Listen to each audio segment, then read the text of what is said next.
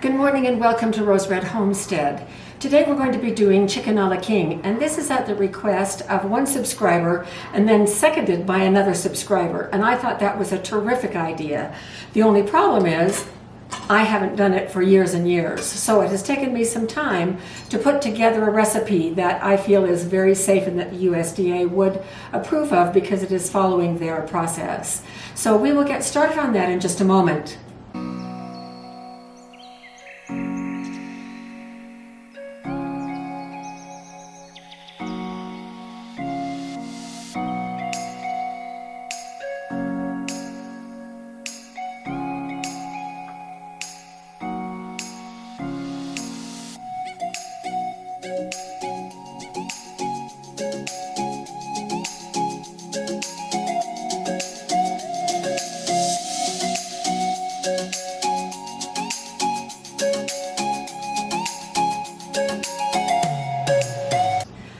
Chicken a la king is a really hearty meal, and given that COVID is spiking everywhere, it might just be very prudent to have a few jars of chicken a la king on our pantry shelves that we can open and serve without too much muss or fuss and without going to the grocery store. So let's get started. So here I have my big pot. It's a 10-quart stock pot. And the first thing that we need to do is we need to poach the chicken breasts. Now I have the chicken breast 2, 4, 6, I have 9 chicken breasts here.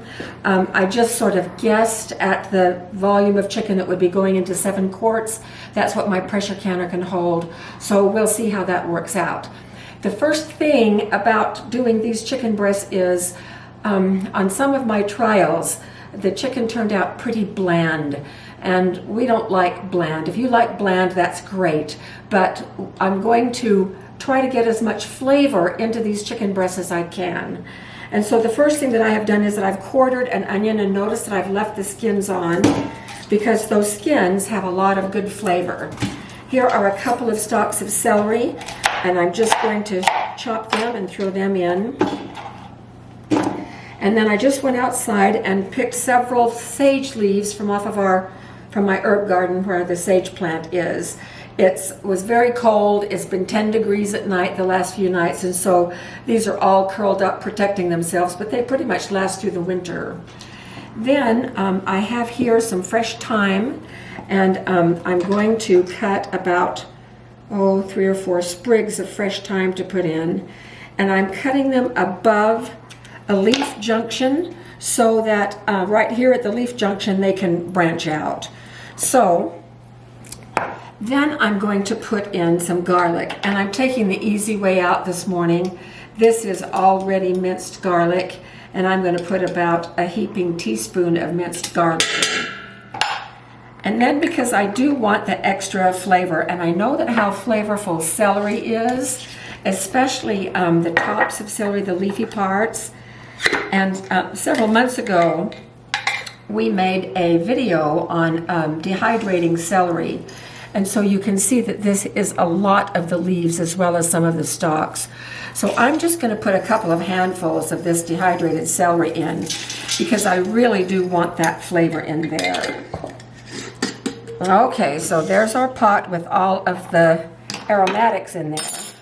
The next thing that I'm going to do is I'm going to take these chicken breasts and just slice them right down the middle because I want as much area as exposed as possible in order to absorb those aromatics.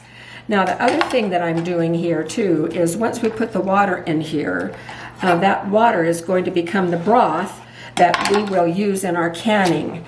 And so I'm going to make sure that we have enough water in there that will turn into broth.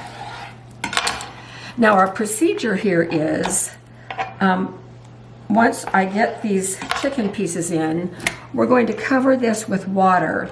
Then I'm going to put it on the stove, and we're going to bring it to a boil. And once we bring it to a boil, then what is going to happen is I'm going to turn the heat off.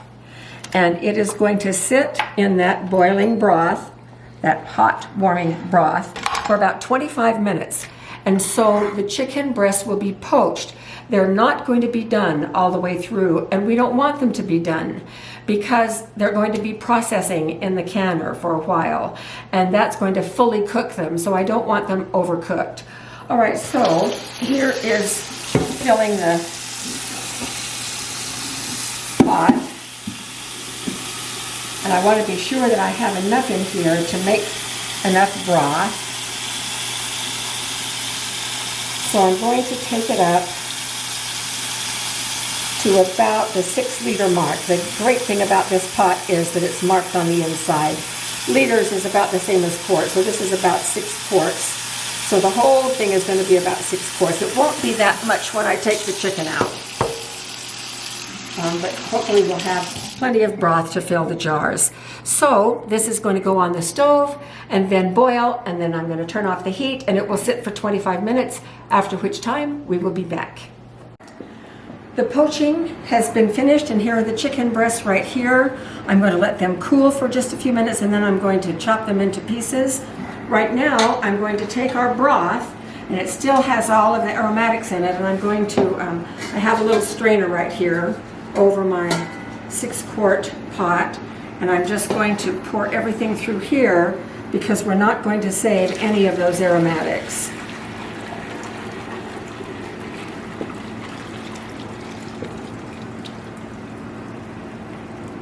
So you can see all of the aromatics in the bottom of the pan.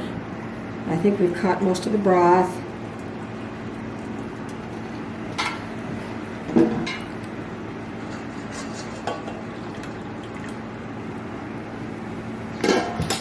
So I'm just going to take a quick little taste of this.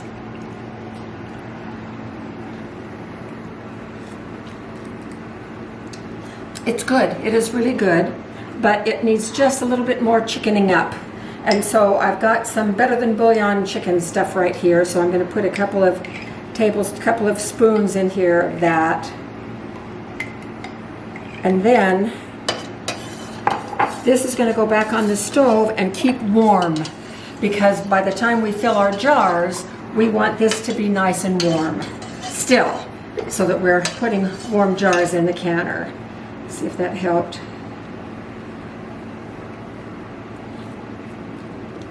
Yes, it did. Okay. So, warming this, and then in just a few minutes I will cut these into pieces, and we'll come back when we're ready to put everything together. We are back, and the chicken is all cut and ready. It is in fork-sized pieces, which that's how we like our chicken a la king. Now, chicken a la king is a creamed dish. Generally, you add cream or half and half, which is what we will add when we're all finished. But you cannot can any kind of cream or half and half or dairy. And so what we're going to do is put it all together in a way that is very safe. And then when we are all finished, we will open up a jar, and I will show you how to fix it from there, the things that we will add.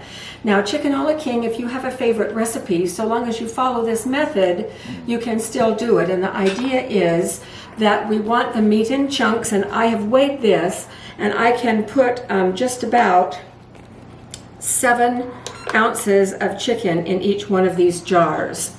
Uh-oh, I'm going to have to zero that out again when I get there.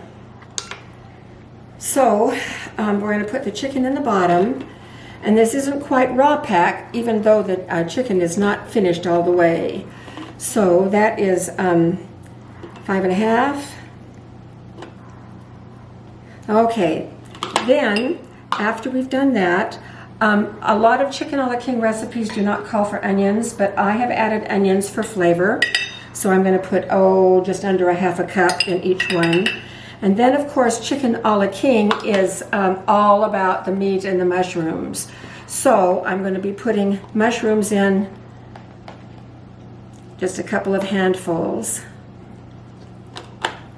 Then the other additions that you will want to do are some kind of peppers. Now you can use pimentos, which is what I'm using, and we're going to add the pimentos now because I want the pimento flavor permeating this so that it will taste really delicious. We could add the pimentos later. You can also put chopped red peppers, chopped green peppers, whatever else, but don't put the peas in. The peas will be macerated, and so we're going to be putting those in after we open up the jar. And then we will fill the jar with the broth up to 1 inch head space.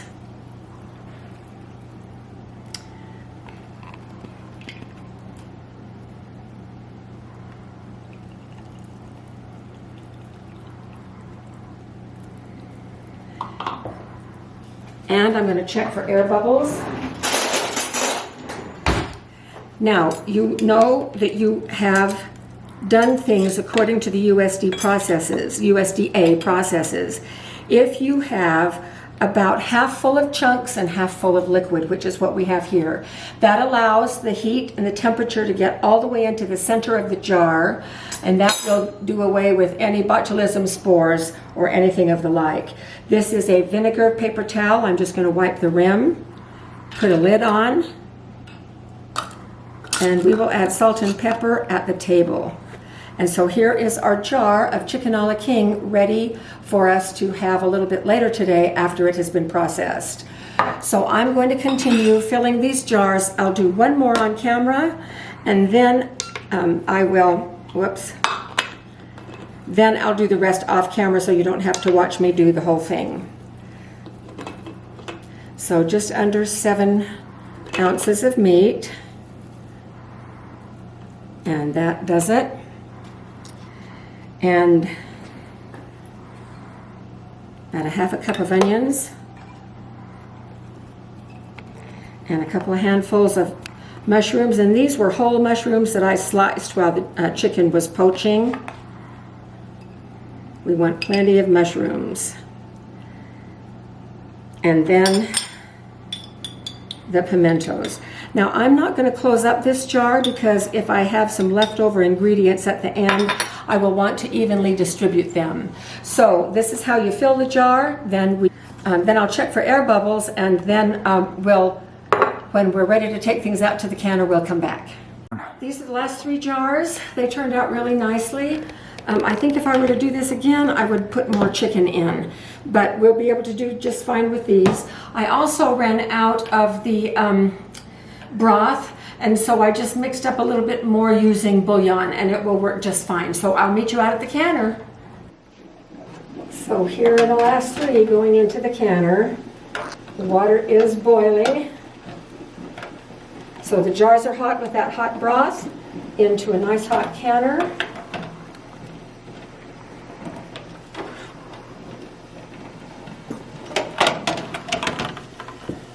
There we have it. Notice that the water is now up about a little bit more than halfway around the jars, and that's about where it should be. Okay, putting on the lid.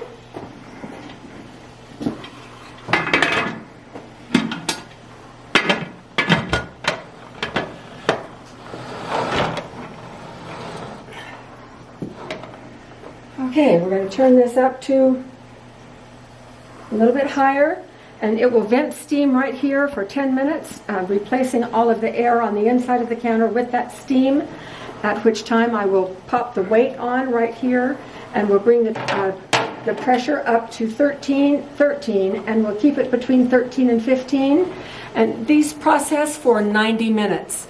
Then we'll let the pressure cooker cool down on its own, and we'll bring you back when everything is all cool and ready to come out of the canner. So we'll see you then. Our canner has cooled down completely, and we'll see if there's any pressure left, and we're good. So I'm going to go ahead and open this, and we'll see what the results are.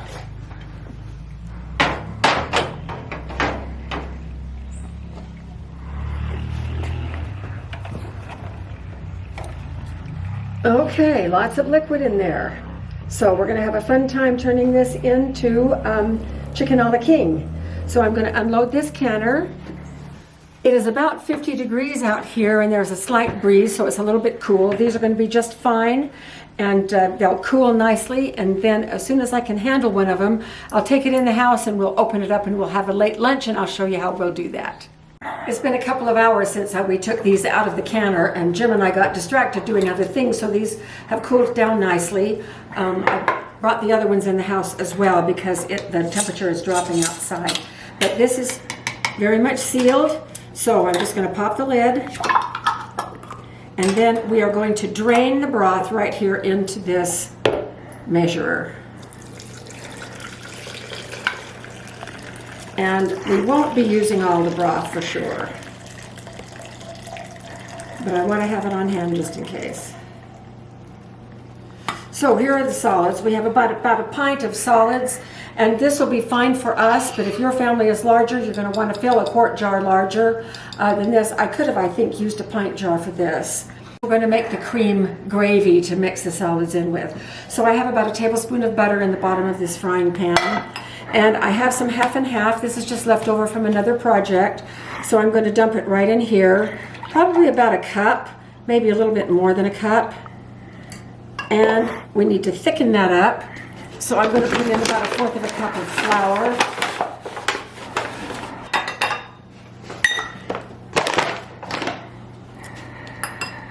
I'm just going to whisk this up until it's all mixed together. I'm just going to put this whole thing right in this frying pan. And we are going to go put this on the burner, and you can follow me over here.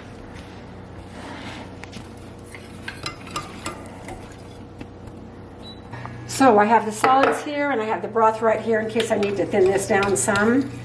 And I'm just going to mix this until it thickens, and we'll get it the right consistency by adding broth if we need to.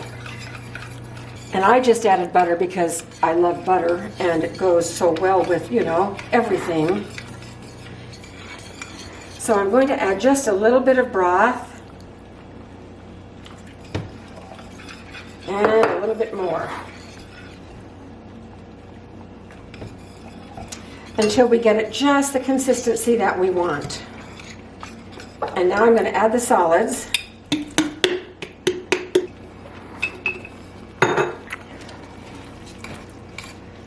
Okay, this is starting to look really nice. Mushrooms and chicken. Turn it down some more. And then we have the red of the pimento. I'm going to add some peas. And these are frozen peas. And we're just going to let everything heat up. Some fresh ground pepper.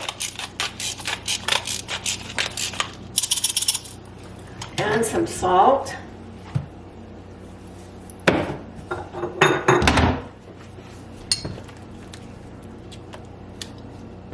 Now I'm going to put the lid on and let this simmer for a little bit or just warm up. I'm going to watch it carefully, and we're going to go back over here. So with chicken a la king, you can put it over pretty much anything you want to. I baked bread today, and I thought about putting it over toast points. You just cut some toast into little triangles and arrange it nicely on the plate. You could put it over egg noodles or rice. I'm going to put it over puff pastry squares. And I just cheated. I bought this puff pastry and cut it into squares. And so I'm just going to lay a couple of those out. Oh, they look so yummy on each plate.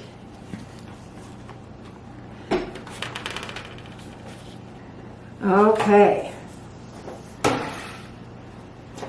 Spoon it up, and we're going to have, actually it's 5 o'clock, so we're going to have an early supper. We kind of missed lunch today.